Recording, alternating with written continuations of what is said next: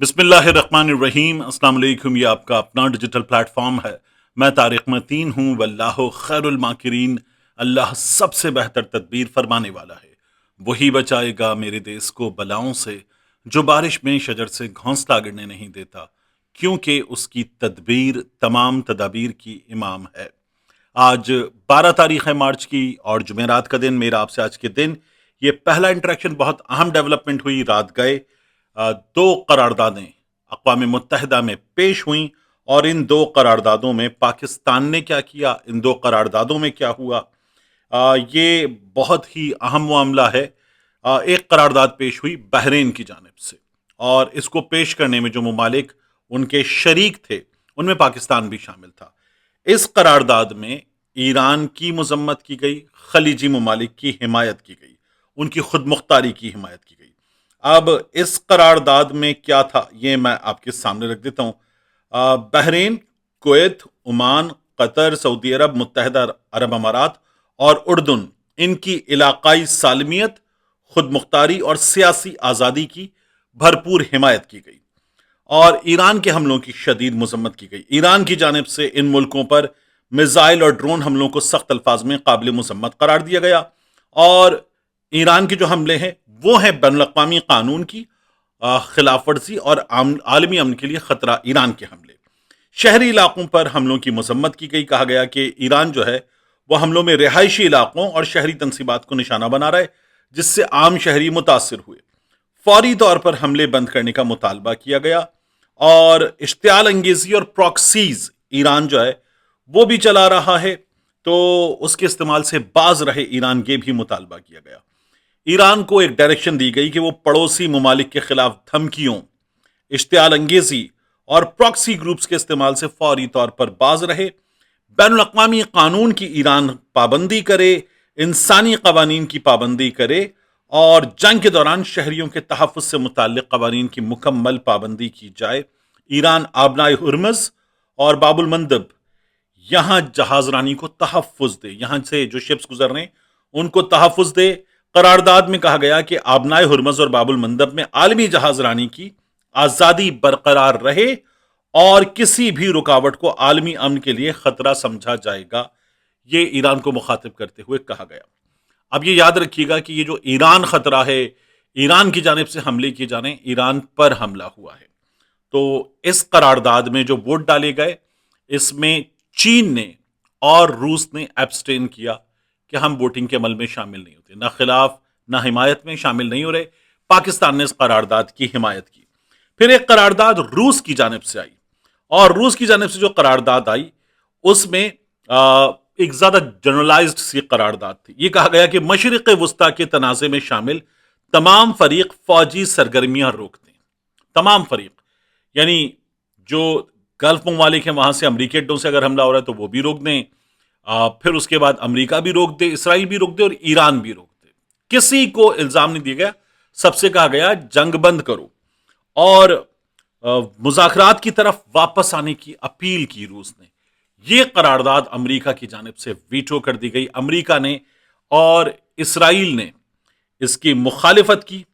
روس نے، چین، پاکستان، صومالیہ نے اس کے حق میں ووٹ دیا، امریکہ اور لیٹویا نے اس کے خلاف ووٹ دیا، جبکہ 9 ممالک نے ووٹنگ میں غیر جانبدار رہنے کا فیصلہ کیا۔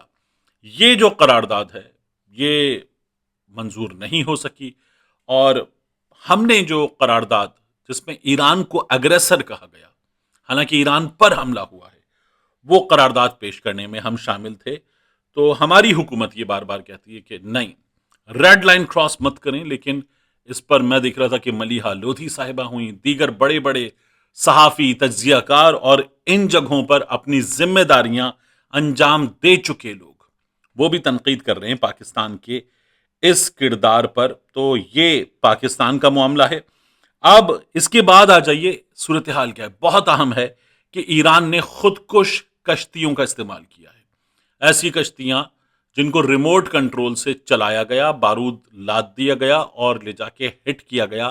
پہلا استعمال کیا ہے، یہ پہلا استعمال کیا ہے جنوبی عراق میں، جو پورٹ پر کھڑے 2 آئل ٹینکر تھے، ان میں سے ایک امریکی تھا، ان سے لے جا کے ہٹ کیا، بوم، اور پھر یہ ایران نے دھماکہ کیا ہے، اور اس دھماکے کے بعد پھر وہی کہ ایران امن کے لیے خطرہ ہے، یعنی بچیاں شہید کر دی گئیں، کھلاڑی شہید کر دیے گئے، رولر شہید کر دیا گیا، رولر کا خاندان شہید کر دیا گیا، اور اب بھی کہا جا رہا ہے جو آئے گا اس کو ماریں گے، جو آئے گا اس کو ماریں گے۔ 1400 کے قریب شہری شہید کر دیے گئے، اور ایران امن کے لیے خطرہ ہے، یہ ہمیں بتایا جا رہا ہے۔ لبنان میں شہادتیں 600 پلس ہو گئی ہیں، لبنان کو دوسرا غزہ بنانے کی تیاری ہے، لیکن عالمی امن کے لیے خطرہ جو ہے وہ ایران ہے، یہ ہمیں اس وقت اقوام متحدہ بتا رہی ہے۔ اقوام متحدہ کس طرح کا ناکام ادارہ ہے، آپ خود اس کا اندازہ لگا سکتے ہیں۔ اب بات کرتے ہیں کچھ بہت اہم دو خبروں کی، اور ایک ہے بارسلونا سے ہمارے سامنے معاملہ آیا، ایک پاکستانی بزنس مین پاکستان آیا، اس کے وکیل نے پیغام دیا، مگر پھر بھی وہ پاکستانی بزنس مین پاکستان آنے کے بعد CCD کے ہتھے چڑھا اور ختم کر دیا گیا۔ یہ کہانی میں آپ کو بتاؤں گا، لیکن پاکستان تحریک انصاف کا مشترکہ اجلاس، قومی اسمبلی کے ارکان، سینٹ کے ارکان، یہ ہوا، اور اس اجلاس میں ہوا جھگڑا، اور یہ جھگڑا ہوا شاہد خٹک صاحب کے اور سینیٹر زرقا صاحبہ ان کے درمیان۔ میں دیکھ رہا تھا کہ سوشل میڈیا پر صحافی دھڑا دھڑ رپورٹ کر رہے تھے اس کو، اور اس سلسلے میں کچھ دوستوں سے کچھ معلومات ملی جو اجلاس میں تھے، لیکن پھر بھی میں نے اس پر ٹویٹر پہ کوئی بات نہیں کی، نہ میں اس جھگڑے میں کس نے کس کو کیا کہا، کس کا کیا کردار ہے وغیرہ ٹائپ کی باتیں جو پتہ چل رہی ہیں ان پر بھی میں بات نہیں کر رہا۔ بات یہ کہ پاکستان تحریک انصاف ویسے ہی غیر سیاسی طاقتوں کے ہاتھوں، حکومت کے ہاتھوں، عدالت کے ہاتھوں اس وقت پٹ رہی ہے، مار کھا رہی ہے، تو پاکستان تحریک انصاف والے اپنے جھگڑے کو اور لے کر بیٹھ گئے۔ شاہد خٹک، زرقا صاحبہ، ان کے درمیان جھگڑا ہو رہا ہے۔ بات یہ کہ شاہد خٹک صاحب پارلیمانی لیڈر ہیں، وہ اگر چاہتے تھے کہ زرقا صاحبہ وہاں پر نہ ہوں تو آپ ان کے پارلیمانی لیڈر کو یعنی آپس میں بڑے طے کر لیتے، اور اس کے بعد اس بدمزگی سے بچا جا سکتا تھا۔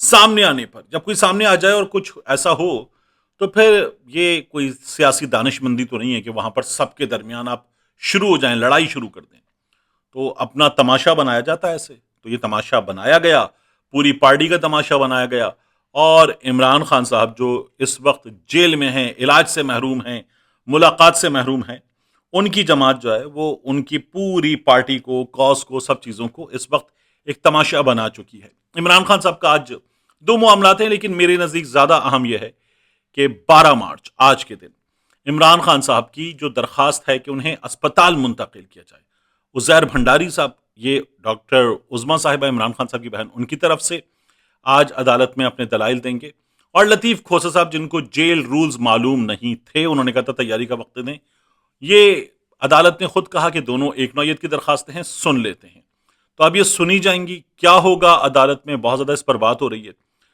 لیکن عمران خان صاحب کو نہ تو ملاقات مل رہی ہے، نہ ہی علاج مل رہا ہے اپنی مرضی کا آنکھ کے معاملے میں، اور ساتھ میں ہم یہ دیکھ رہے ہیں کہ عدالت بھی لمبی تاریخوں کی طرف جا رہی ہے۔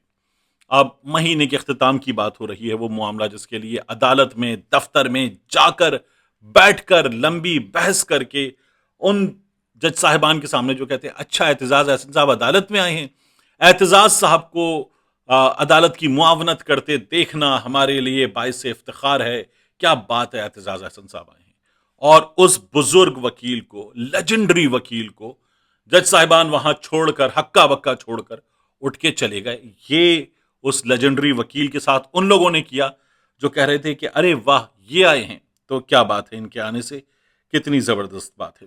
آخری چیز، یہ ہمارے سامنے کہانی آئی، مرتضی علی شاہ صاحب لے کر آئے، ایک ویڈیو انہوں نے پوسٹ کی ٹویٹر پہ، سوشل میڈیا پر، اور پھر ہمیں پتا چلا کہ محمد نعمان قیصر یہ بارسلونا سے لاہور آئے، اور ان پر کیسز تھے پاکستان میں، ان کیسز میں تعاون کے سلسلے میں آئے، اور آنے کے بعد CCD کی جانب سے الزام یہ ہے کہ ان کا انکاؤنٹر کر دیا گیا۔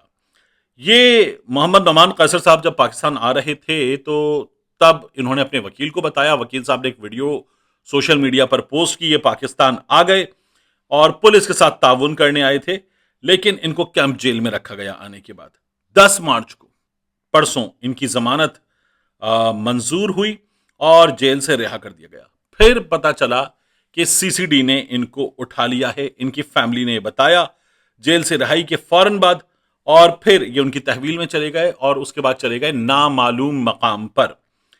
फिर खबर आई कि इन्हें सीसीडी ने पार कर दिया है। ये खबर आई 11 मार्च 2026 को, और एक मुबैना पुलिस इनकाउंटर और ख़ानदान और वकील उन्होंने मौक़िफ़ इख्तियार किया कि कानूनी अमल की बजाय एक मनसूबाबंदी के तहत कत्ल किया गया, और सीसीडी ने फिर इसकी तरदीद कर दी। सीसीडी ने कहा कि हमने ये नहीं किया।